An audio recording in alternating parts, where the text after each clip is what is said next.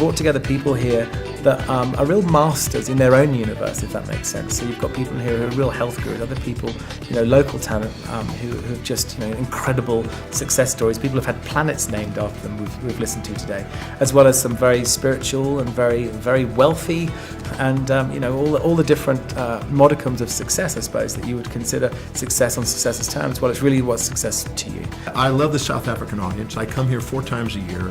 I love presenting here. And this morning is just an absolutely fabulous group of people. So I can't say anything except thank you for South Africa and thank you for the people. And if any of you happen to be listening, thank you for being there with me today. And I look forward to being in front of you again and being to meet you again. And so, yes, I love South Africa. The energy in Joburg is just great. It's phenomenal, and they're looking to move forward, and they want to become really, really successful, which is, it's great to work with.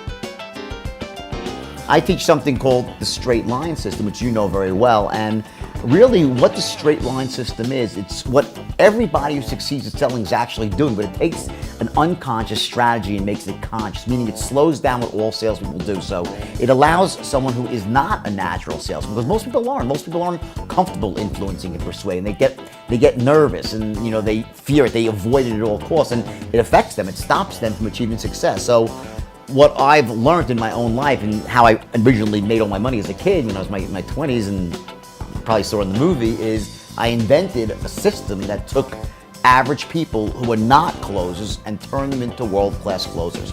The mistake I made was I didn't ground the entire business in ethics and integrity. And that's when I go on stage now, whether it's one-on-one or one on 10,000, I'm constantly preaching that, in the absence of ethics and integrity, any success you achieve is not going to be lasting success, and really, it's not success at all. When we started Apple, I was so skilled as the only engineer who had designed an entire product, all the hardware, all the software, and did it myself, and I would be the fundamental engineer for the next few years. That's all I wanted to be in life. Shut the door, I'm going to do my engineering, I'm not going to try to run a company. But somebody has to run the company. So Steve Jobs said, where is my role in being important? He wanted to be the most important person, the one that everyone saw, and first of all, he was well mentored and coached into marketing techniques and marketing terminology and how to think like a marketeer, because he wasn't a technician. He was not an engineer.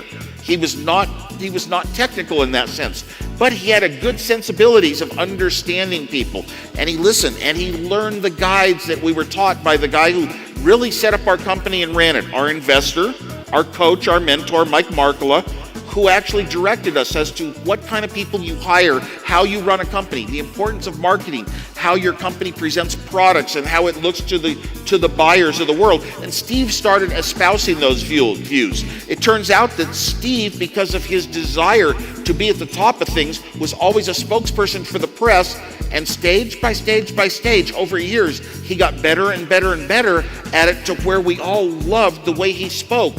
Rang true and meant so much to us. I think it's time for more South Africans to realize how great they are and just do stuff. Fail quickly, but keep moving.